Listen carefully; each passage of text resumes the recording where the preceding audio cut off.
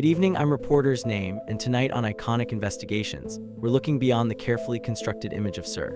The public sees him as the walking icon of eternal optimism, a rock billionaire still selling out arenas well into his 80s, always smiling, always offering that famous thumbs up. He appears to be a man who somehow negotiated his life contract with sorrow and came out unscathed. But we are here to expose a much darker, more profound truth. That picture of perfect happiness is actually a fragile facade, meticulously built upon a foundation of unimaginable tragedy and deep personal betrayal, a burden of loss that should have crushed anyone else. A deep, heartbreaking river of sorrow runs directly beneath that celebrated celebrity smile. We contend that relentless, almost frantic energy is not a sign of effortless luck, but the result of a tireless, intentional struggle to fend off the darkness that has stalked him his entire life. He had to be the happiest man in the room constantly just to prevent himself from falling back into the abyss he first encountered long ago. This sustained effort is a defense mechanism, not a personality trait. And that formidable defense system, ironically, began to form in Liverpool, long before the Beatles ever struck their first chord. This is the tragic story of how a childhood trauma transformed a boy into one of the world's most enduring melodic geniuses, a genius perpetually driven by a desperate, lifelong need for emotional comfort and security. The foundational heartbreak in Liverpool. The deep foundational wounds that truly defined began not amidst the mania of the 60s, but in one shocking and awful moment during his childhood. When he was just 14 years old, his mother, Mary, was abruptly taken from him by an embolism following cancer surgery. This was far more than a simple parental loss. It was a foundational trauma that shattered his secure family life without warning. Imagine a highly creative and emotional teenage boy having his entire emotional anchor ripped away. That profound, early absence immediately defined his entire worldview. Everything he pursued and created afterward was subconsciously aimed at rebuilding that lost sense of safety. All his music, which is celebrated for its warmth and melodic accessibility, was a desperate, subconscious attempt to build a warm, safe emotional room where the shock of loss could not penetrate. He effectively decided, the external world is chaotic and cruel, so I will be the predictable source of comfort and security. We can, for a moment, inject a little investigative humor here. We must speculate that obsessive commitment to perfect, comforting melodies likely stems from a deep frustration at not being able to complete something so vital, his childhood. He probably decided that if he couldn't control mortality, he could at least master the perfect chord progression. His every subsequent success was an effort to fill the void his mother's death created, and that specific void led him directly to the only other person in his orbit who truly understood that pain. The shattered secret bond. That singular, profound childhood sorrow ironically created the sacred bond with the one person he was destined to make history with, John. They were the two brilliant, wounded boys in Liverpool who had both suffered the tragic loss of their mothers, forging a friendship built not on guitars, but on shared, hidden grief. They both knew the world was fundamentally fragile, and the greatest songwriting partnership in history was thus forged in mutual trauma. However, that sacred bond was destined to be warped by a profound emotional betrayal. In the final years of the Beatles, as John became consumed by in his new life, felt intensely shut out, sensing a profound personal rejection long before the band officially imploded. This emotional withdrawal, the feeling of being replaced and abandoned by the person who knew his deepest secret, was a pain that felt like the ultimate backstabbing. Felt personally betrayed by his creative twin, experiencing a deeper pain than any mere business dispute. Our humor here must touch upon the irony. These two geniuses who wrote the world's most beautiful and insightful lyrics were utterly incapable of emotionally communicating with each other without using as a symbol or a target for their frustration. Discovered that this emotional betrayal, where he was left alone in the ruins of their friendship, was a much sharper pain than any financial quarrel. But the true tragedy which turned this emotional fracture into cruel finality was still looming. Fictional death versus violent reality. By 1980, the years-long fictional drama of the is dead conspiracy was violently obliterated by an undeniable, horrifying reality. While the world had obsessed over the bizarre theory of his car crash demise, was forced to confront the brutal truth, the assassination of John. For this was not just a bandmate's death, it was the ultimate, savage loss of his creative, the person who completed him. The irony was devastating. Spent years avoiding rumors of his own fictional death, only to see his best friend taken in the most shocking way imaginable. Who could always summon a cheerful song, found himself utterly silenced by the unresolved nature of their final years and the guilt that came with it. He later confessed that the death hit him so deeply he couldn't speak publicly about it for years. That profound, unresolved loss was a heartbreaking testament to regret, sorrow, and immense grief. Our dark investigative humor here points out the bitter irony. Finally realized that all the silly conspiracy theories, all the bizarre album clues, meant absolutely nothing compared to the sheer finality of one killer's bullet. It was a relationship that ended not in reconciliation, but through a violent act, leaving a scar that fame could never truly hide. And the final pillar of stability he had fought to build would also meet an unimaginable end. The the Scottish Depression, and the whiskey bottle. Perhaps the most heartbreaking detail about the publicly cheerful is the unseen, internal struggle he waged against crippling emotional darkness. Following the Beatles' catastrophic breakup, plunged into a severe period of depression and heavy alcohol use, which remains one of the darkest secrets behind his smile. Our records indicate he retreated to his secluded farm in Scotland, feeling profoundly lost and creatively paralyzed. He has admitted publicly to being so depressed that he simply drank heavily and abandoned his career, nearly quitting music forever. This wasn't just a break from the industry. It was an escape from a reality he found too painful, a flight into numbness. The man who gifted the world its most optimistic tunes was secretly wrestling with severe demons, using the whiskey bottle as a temporary emotional anchor. This breakdown proves that the relentless optimism we see on stage is not a natural state, but a hard-won psychological commitment to fighting the darkness he knows is always lurking. He had to deliberately battle his way out of that void just to function again. Our investigative humor here highlights the ultimate absurdity.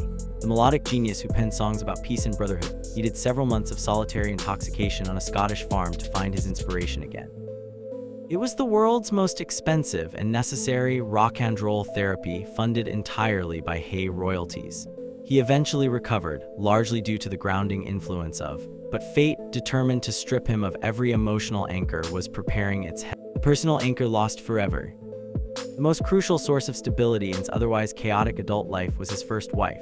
She was his shield, his creative partner in wings, and the constant companion who pulled him from the wreckage of the Beatles' collapse.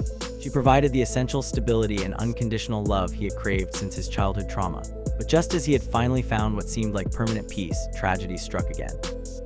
Lost her brave, private battle with cancer in 1998, leaving profoundly lost and utterly alone once more, tragically echoing the devastating loneliness he first felt as a boy. The decades of hard-won stability vanished overnight. He later shared the heartbreaking detail of talking to a ladybird in a field, asking it what to do, a poignant testament to how truly adrift and helpless he felt. Our light investigative humor here must focus on the absurdity of desperation. Imagine one of the wealthiest men in the UK seeking profound life advice from a common garden bug. It's a simultaneously ridiculous and deeply moving image that only could happen to. His immediate attempt to mend his heart and find peace led him directly into his next, and most publicly damaging, ordeal.